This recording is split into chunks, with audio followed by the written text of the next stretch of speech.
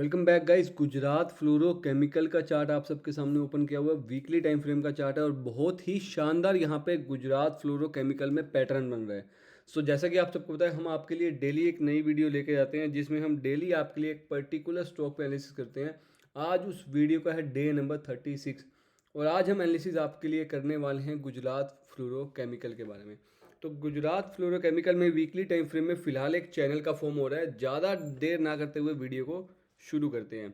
अगर आप video channel पे नए हैं तो वीडियो को मेक श्योर आप लाइक करें, चैनल को सब्सक्राइब करें सो दैट जो हम डेली आपके लिए वीडियो बना रहे हैं, डेली आपके लिए अपडेट ला रहे हैं एक पर्टिकुलर स्टॉक पे, वो आप मिस ना कर पाएँ। क्योंकि हम डेली आपके लिए एक नए स्टॉक पे कुछ ना कुछ एनालिसिस ज़रूर लेकर आते रहते हैं और आपके एक सब्सक्राइब से हमें भी काफ़ी सपोर्ट मिलेगा। So make sure you subscribe the channel. चलते हैं चार्ट पे। वीकली टाइम फ्रेम में हम देखेंगे यहाँ पे ना एक चैनल का ये फॉर्म कर रहे हैं। चैनल का फॉर्म कर रहे हैं मतलब कि एक तो यहाँ पे, एक यहाँ पे आप देखेंगे एक रेजिस्टेंस है। ठीक है, अब इस रेजिस्टेंस से हमें क्या मतलब है?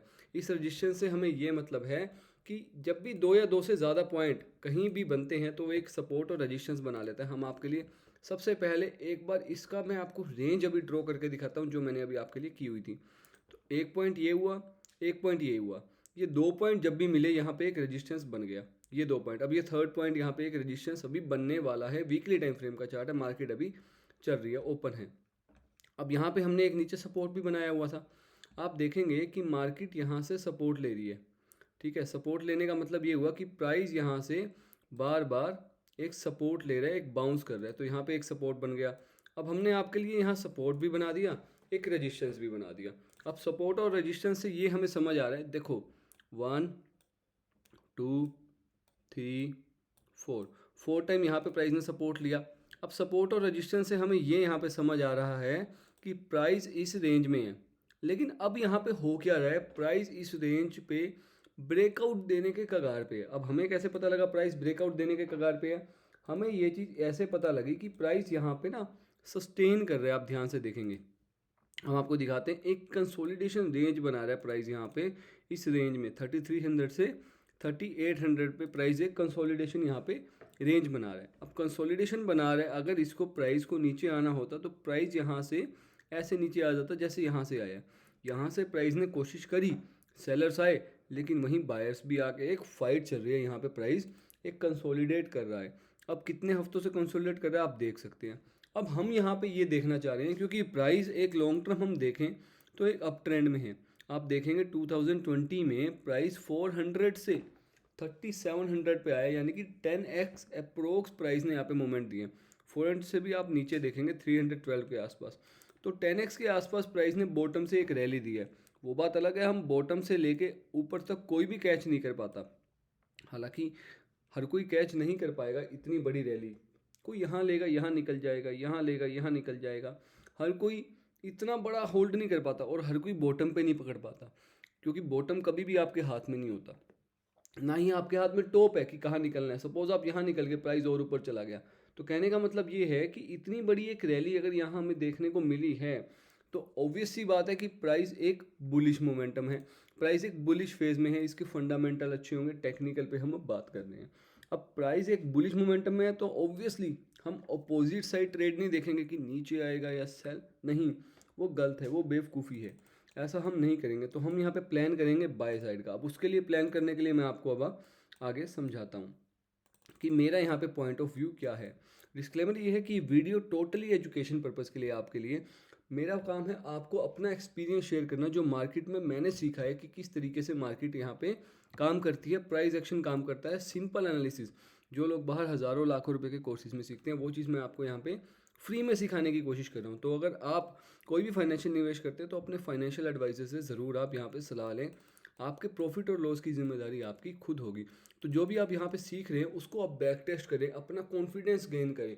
यही चीज़ें, यही पैटर्न डेली टाइम फ्रेम पे, वीकली टाइम फ्रेम पे बैक टेस्ट करें। डिफरेंट डिफरेंट स्टॉक्स पे आपके सामने यहाँ पे हज़ारों स्टॉक्स आपको मिल जाएंगे।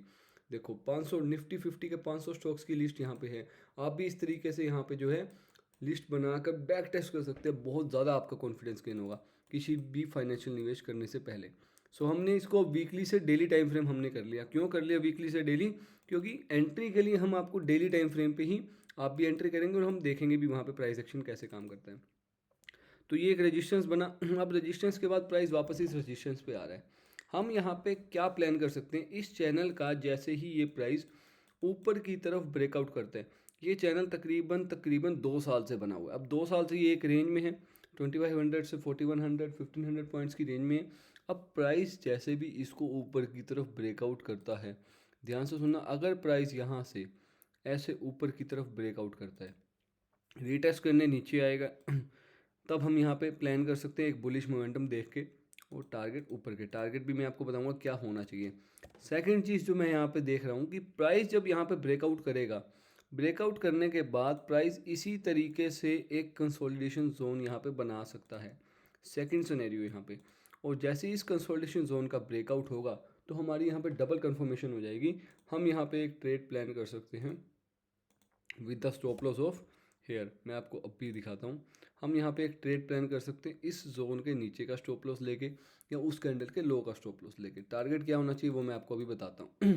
लेकिन अगर प्राइस ऊपर की तरफ ब्रेकआउट करते कंसोलिडेट नहीं करता, तो हमने आपको बताया कि जब वो रीटेस्ट करने आएगा यहाँ पर, जब वो यहाँ पर रीटेस्ट करने आएगा, हम तब भी यहाँ पे ट्रेड को प्लान कर सकते हैं। लेकिन तब हमें क्या चीज़ नोट करनी है, ब्रेकआउट किया ऊपर की तरफ, रीटेस्ट करने आया प्राइस, यहाँ पे हमें एक बुलिश मोमेंटम नोट करना है विद गुड वॉल्यूम, नीचे की तरफ हम देखेंगे।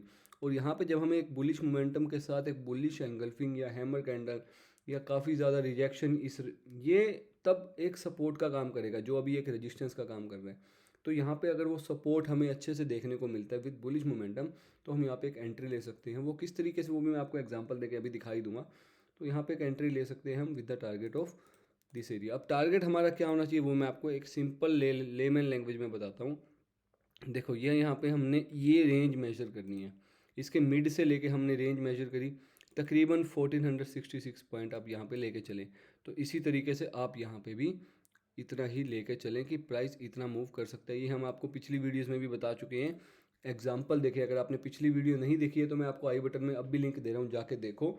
उसमें आपको एग्जाम्पल दे के मैंने बताया कि हम काफ़ी स्टॉक्स के हमने पीछे एग्जाम्पल लिए कि हम इस रेंज को क्यों कैलकुलेट करते हैं ऊपर के टारगेट्स के लिए, तो आपको और अच्छे से समझ आएगा। तो आपने ये 1466 1450 पॉइंट के आसपास हम मान के चलते हैं लो 60 पॉइंट, तो 5409 का यहाँ पे तकरीबन तकरीबन जो है हमें यहाँ पे जो है टारगेट देखने को मिल सकता है। ठीक है, ये एरिया तक यहाँ पे प्राइस आ सकता है। फाइन, तो ये तो होगी टारगेट की बात, एंट्री की बात। अब हम ये आपको बताते हैं कि जब ये ब्रेकआउट देगा तब यहाँ पे ये कैसा आपको मतलब रीटेस्ट करने आएगा। कंसोलिडेशन का तो आप समझ चुके हैं कि कंसोलिडेशन कैसी होती है। अब ये एरिया एक कंसोलिडेशन जोन है और जब इस जोन से ऊपर आएगा तो कंसोलिडेशन का ब्रेकआउट कहलाएगा। अब आपको मैं एक छोटा सा एग्जांपल देख के बताता हूँ कि जब रीटेस्ट करने आता है तो प्राइस यहाँ पे कैसा लगता है। आप देखेंगे, ये देखो ये ब्रेकआउट हुआ, ये वाली चीज़ ब्रेकआउट हुई, ये छोटा सा हमने एक जोन बना लिया, ये ब्रेकआउट हुआ, ऊपर गया, प्राइस यहाँ रीटेस्ट करने आया। अब ये वाली चीज़ यहाँ पे रीटेस्ट हो रही है, कैसे, ये रीटेस्ट कैसे कहलाएगी, हमें रीटेस्ट इसलिए कहलाएगा कि यहीं पे आके प्राइस ने एक रिजेक्शन लिया एक हैमर कैंडल बनी, हमें दिखा प्राइस यहाँ से रिजेक्ट हो रहा है, जो रेजिस्टेंस था ये ऊपर ब्रेकआउट हुआ था, ये रेजिस्टेंस यहाँ पे सपोर्ट का काम कर रहा है।